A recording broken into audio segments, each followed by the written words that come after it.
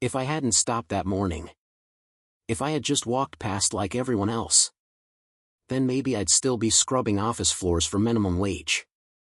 But fate doesn't knock. It collapses right in front of you, bleeding and gasping, asking you to decide who you really are. I was just a country girl looking for a job in a heartless city. But the day I helped that old man on the sidewalk, the one everyone else ignored, was the day my entire life flipped upside down.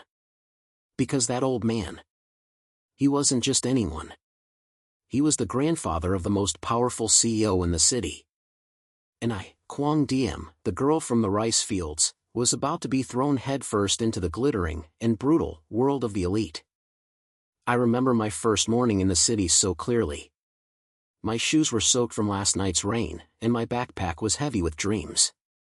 I had just 20,000 dong in my pocket and a list of cleaning jobs I had copied down from a telephone pole. The streets smelled like steel and exhaust fumes, nothing like home. The crowd at the intersection was thick, but something made me stop. An old man had collapsed near a lamppost. His white hair was matted with blood, and he was groaning softly, trying to sit up. People looked. They stared. But no one moved. Without thinking, I dropped to my knees. "Sir, can you hear me?" I asked. He opened his eyes, faint, confused, and I saw something in them. Fear. Pain.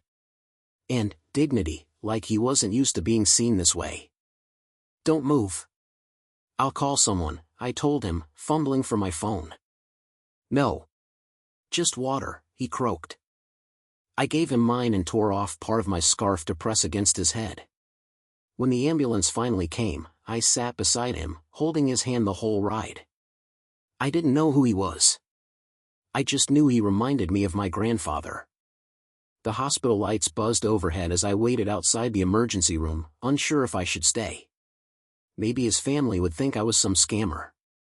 I was about to leave when a tall man in a black suit entered the hallway, his sharp eyes scanning the crowd.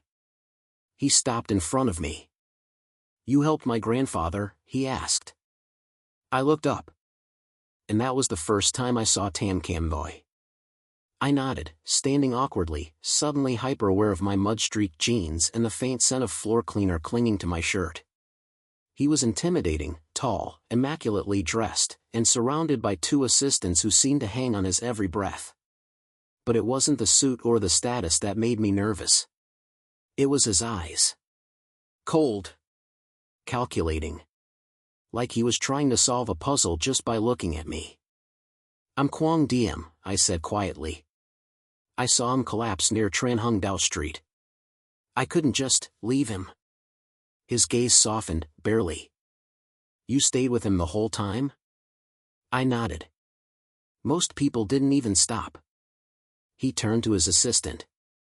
"Get her contact details. And send someone to follow up on her situation." My situation? Before I could ask what that meant, he had already turned away and disappeared behind the ICU doors. I didn't expect to hear from him again. I certainly didn't expect someone in a tailored suit to show up at the dorm I shared with 3 other girls, offering me a job the next day. "A cleaning position at LUX Group headquarters," he said. "Special assignment. Your name was personally referred by Chairman Tam." I blinked. Chairman Tam? The man I helped? He smiled politely. "His grandson. Tam Kam Noi." LUX Group's building towered over the city like a monument to perfection. Glass walls, marble floors, and a silence so clean it echoed. My mop felt like a sin against the sterile beauty of the place. I didn't expect to see him again. But on my 3rd day, as I was cleaning the executive floor, he stepped out of his office and nearly walked right into me. "You," he said, raising an eyebrow. "Still here?" I froze, gripping the mop handle tighter. "Yes, sir." "I didn't expect you to remember me." He studied me for a moment. "My grandfather does. He insists on knowing how you're doing. Says you're the reason he's still alive." That took me by surprise. Then, something strange happened. He gestured for me to follow him into his office. And so began a routine I couldn't explain. Every few days, he'd call me in, not to clean, but to talk. Or more accurately, to listen while he worked. He never smiled, never joked. But slowly, the silence between us stopped feeling uncomfortable. One evening, I was finishing up late when the old chairman himself appeared in the lobby. He walked slowly, a cane in one hand and a thick coat draped over his thin frame. "DM, isn't it?" he asked, a warm smile spreading across his face. I nodded, heart pounding. "I've been wanting to see you. To thank you properly." "You don't need to thank me, Chairman," I stammered. "I only did what anyone would've." "No," he interrupted gently. "Most people didn't. You did." He paused, then said something I will never forget. "Would you consider meeting my grandson outside of work?" I was stunned. "Sir?" He chuckled. "Don't look so scared. I'm not asking you to marry him, yet." I thought it was a joke. But the next day, I found myself having coffee with Tam Camnoy in a quiet corner of a high-end cafe. He looked out of place in that setting, too serious, too sharp, too distant. And yet, he asked questions. About me. About my life in the countryside. About why I came to the city. I told him everything, about my sick father, my dreams of studying design, and how I worked 3 jobs just to survive. He didn't say much. But 2 days later, someone from HR called me up. "You've been reassigned," she said. "You're now part of the internal affairs team. With a salary increase." I stood frozen in the hallway. It wasn't a coincidence. I knew that. And a part of me hated that I needed his help.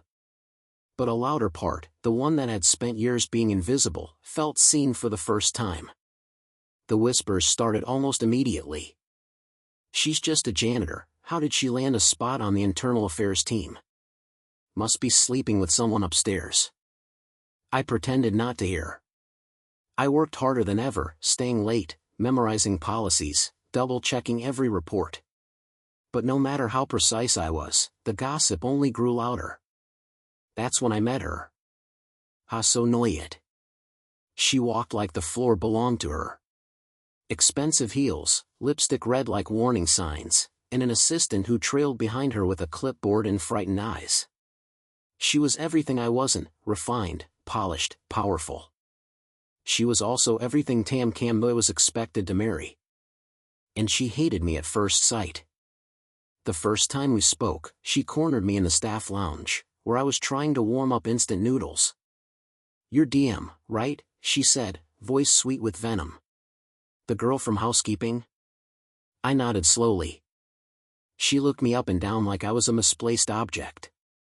"You know, men like Camnoy are like icebergs. Cold, untouchable. You shouldn't get too close.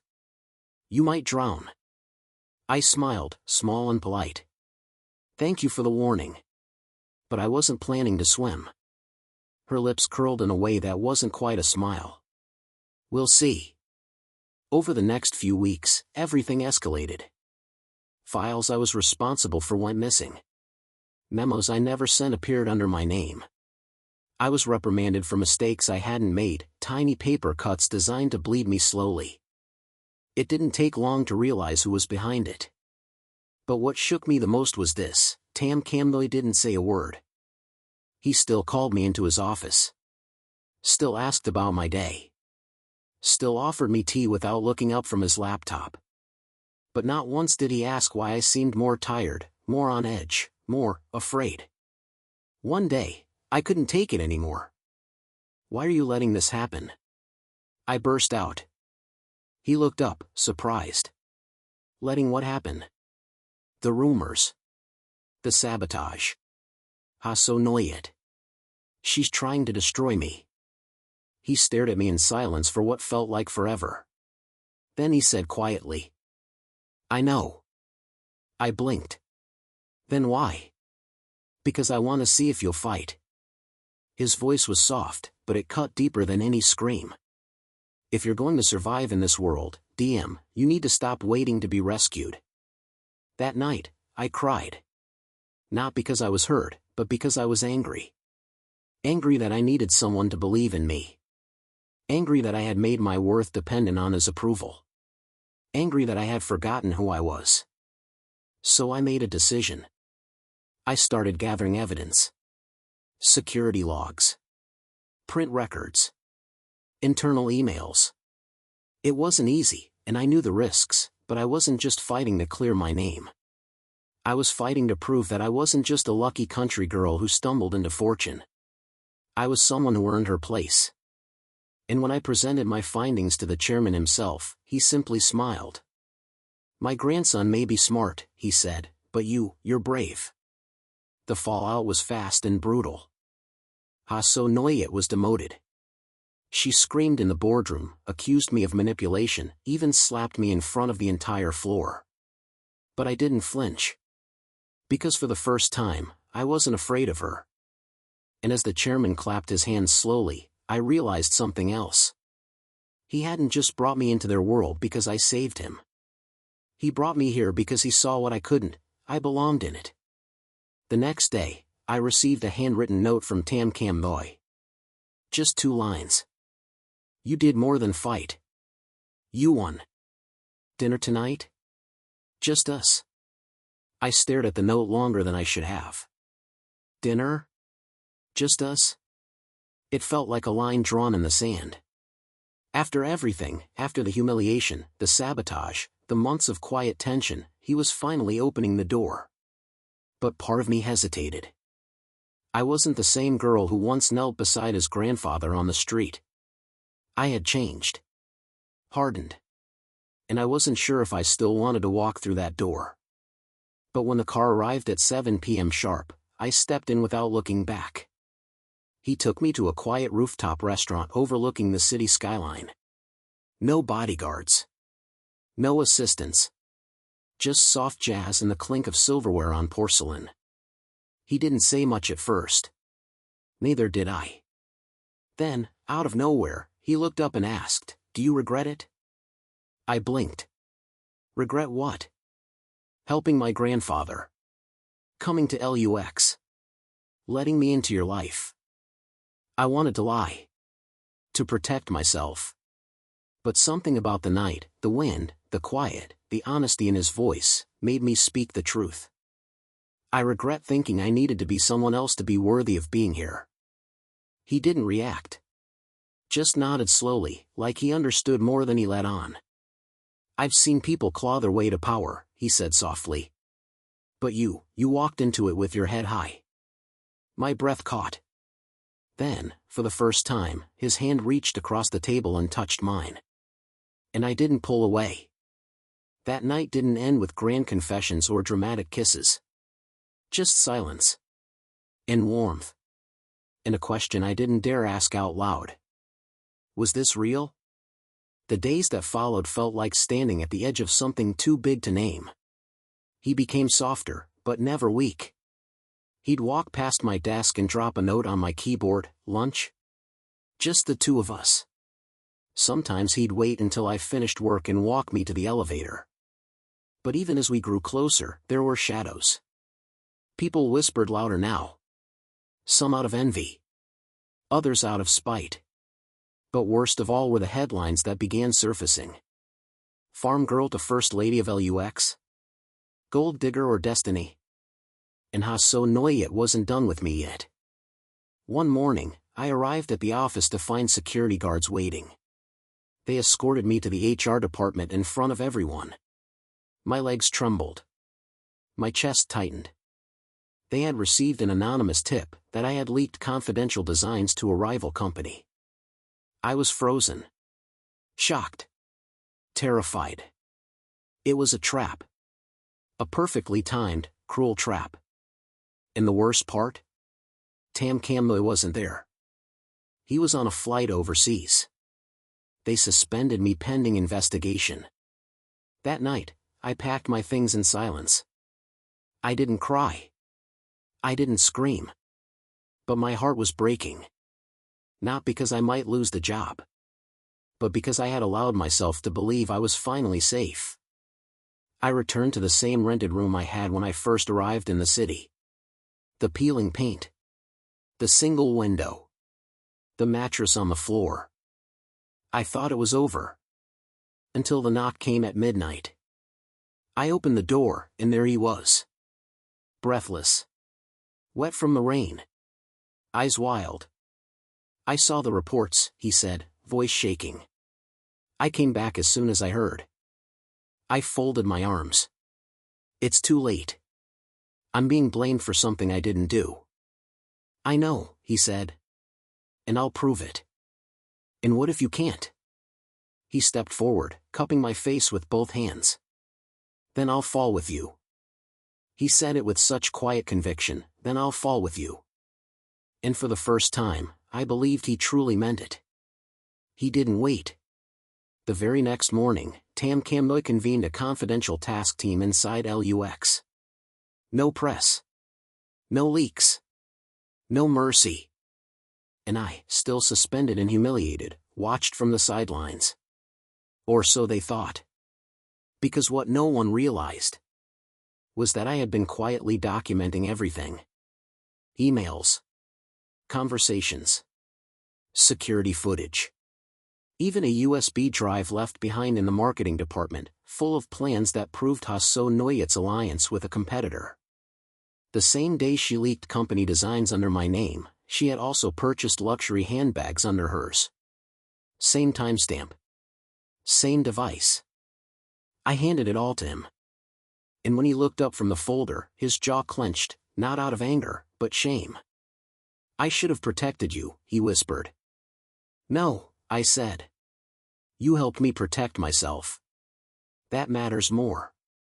The board meeting that followed would later be described as the quietest public execution in corporate history. Hasso Neuyert, dressed in her usual pristine white suit, was confident until the screen lit up with surveillance footage, timestamps, and IP addresses. Her hands trembled. Her mouth twitched. Then she did the only thing she could. She blamed me. She tricked me. She seduced him. She planned this from the start. I didn't speak. I didn't need to. Because Tam Kamnoy stood up, walked to the center of the room, and said just one sentence. "The woman you tried to destroy is the woman I plan to marry." The silence was deafening. And in that moment, everything shifted. I wasn't the janitor girl from the countryside anymore. I wasn't just a scandal or a sympathy case. I was Quang Diem. The future Mrs. Tam. The woman who had survived it all. The next few weeks passed in a blur of headlines and press conferences. Chairman's granddaughter-in-law revealed. From poverty to power, the rise of Quang Diem. Wedding of the year rumored. I received invites to galas. TV interview requests. Brand partnerships. Even old classmates from my village reached out, calling me inspirational. But none of that compared to the day he took me back to where it all began. The sidewalk on Tran Hung Dao Street. Where his grandfather first collapsed. Where I first chose to help. He pulled me close, wrapped a scarf around my shoulders, the same one I had torn to stop the old man's bleeding months ago, and said, "You didn't save a life that day, Diem. You saved a family. You saved me." And then, beneath the city lights and the roar of endless traffic, he kissed me like he meant forever. Epilogue, 1 year later. People still look at me differently. Sometimes with awe. Sometimes with envy. Sometimes with confusion. But no one dares to look down on me anymore. Because I'm no longer the girl scrubbing floors. I'm Quang Diem, Director of Public Relations at LUX Group, fiancé to Tam Kamnoy, and the woman who proved that kindness isn't weakness, and survival doesn't require cruelty. I walk the halls now in heels that click with certainty. I chair meetings. I sign deals. I get invited to speak at events where they call me self-made, and I smile, knowing the truth is both simpler and more complicated. Because I didn't rise alone. I was broken. I was tested. I was nearly erased. But I fought. And I forgave. Not others. But myself, forever thinking I wasn't enough. Our wedding is next spring. He wants a private ceremony. I want one the world can't ignore. So we compromised, we're doing both. His grandfather is still sharp as ever. He jokes about writing me into his will before the vows are even exchanged. You're the only one in this family with real backbone, he says. I believe him. But not everything is perfect. Power comes with shadows. I've noticed irregularities in some of our international contracts. Offshore accounts. A junior executive whose rise was too fast. And just last week, someone left an anonymous note on my desk. Be careful. The next trap won't be as easy to escape. I don't know who sent it. Not yet. But I've already started pulling the threads. Because now, I don't wait to be rescued. I don't just survive.